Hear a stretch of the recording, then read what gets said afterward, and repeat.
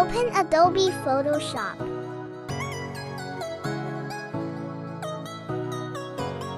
Now click on File and then click on Open or press Ctrl+O.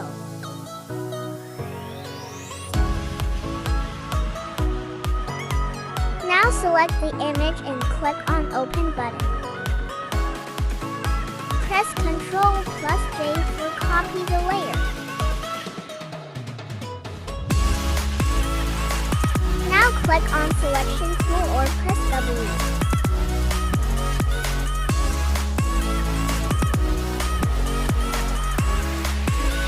Now select that area you want to change the color.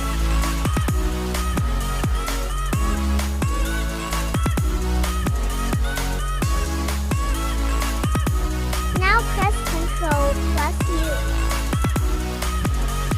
Now choose the color.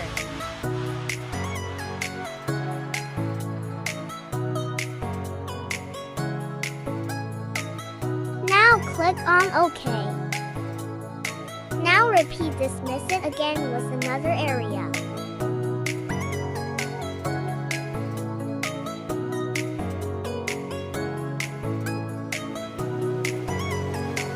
Now again press Ctrl+U.